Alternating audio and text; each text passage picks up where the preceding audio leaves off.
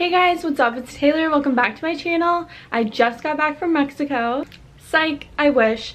Look at what I'm currently dealing with right now. This is just insane. It's the middle of April, but you know, I live in Minnesota, so what can I really expect?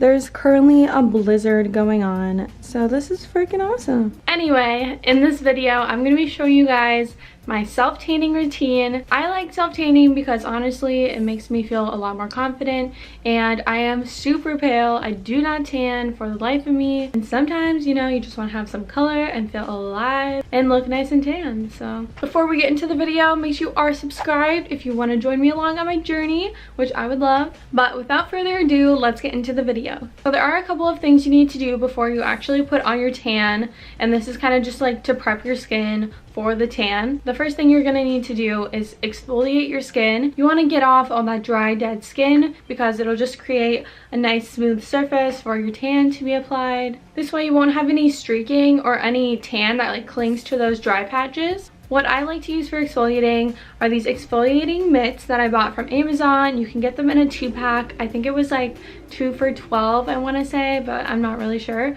I'll try to link them down below if I can find them again. And yeah, they're just super nice. They're very exfoliating. This just makes it a lot easier to exfoliate your body, so I highly recommend that you get one of these. The next thing I do after I exfoliate is shave my legs. This way you're just creating a much smoother surface for your tan to go on. So after exfoliating and after shaving, you're going to want to moisturize your whole entire body. This will just make your skin nice and smooth and get rid of any dry skin. Your tan will cling to those dry spots and make it super dark in that area if you don't do this. After you moisturize your whole body, you want to put a little extra moisturizer on your knuckles, your elbows, your knees, and your ankles, because these are the places that the tan likes to cling to because they're the driest on your body. This will create like a little barrier there so that not as much tan will be applied to that spot, because otherwise it'll look super dark in those areas and you don't want that. Just put a little extra moisturizer in those areas and that'll really help prevent that. Now that you've done all that, I'd recommend waiting like 1 to 2 hours before you actually apply the tan. Since you just took a shower, your pores are like open, and if you apply the tan like right after that, your tan's gonna go right into your pores and it's gonna create like little dots, and it's just not gonna look cute. Done there, done that. So don't do that. Wait a little bit for your pores to close and you won't have that problem. Now we're on to the actual tanning part, and I love to use, this is my favorite self-tanner ever. I've tried so many and this is by far my favorite. It's the Loving Tan Deluxe Bronzing Mousse in medium.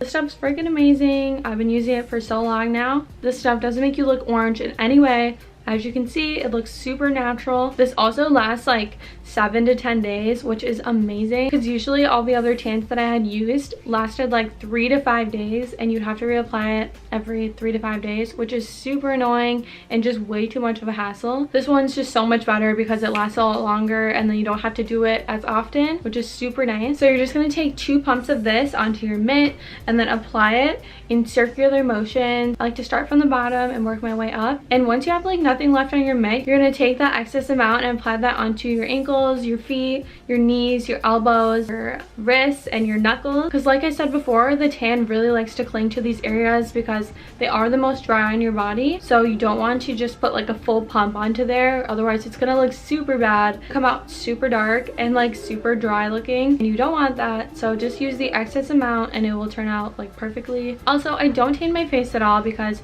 it can cause breakouts, so I don't want that at all. So I just kind of avoid that and just use makeup, and you know, it gets the job done. The weather is so crazy today. Oh my god. So now that you've applied the tan to your whole entire body, you're going to want to wait a couple of minutes before you put any clothes on, otherwise it will transfer to those clothes and you don't want that. You should apply some loose fitting clothes that you don't really care about, just in case some of the tan gets on there. I think you can wash it out, but you know, just to be safe, probably don't wear like your favorite shirt or anything. Now you got your loose clothes on and you're just going to wait 6 hours for your tan to develop. After the 6 hours are up, you're going to go in the shower and you're going to rinse off your body with like coldish warm water. You want to do coldish warm water because I think if you do really warm water, it's just going to actually take off the tan. Alright guys, well that's my whole tanning routine. I hope you guys enjoyed that. Self-tanning can become like a hassle, but if you really want to be tan, you know, you'll do it.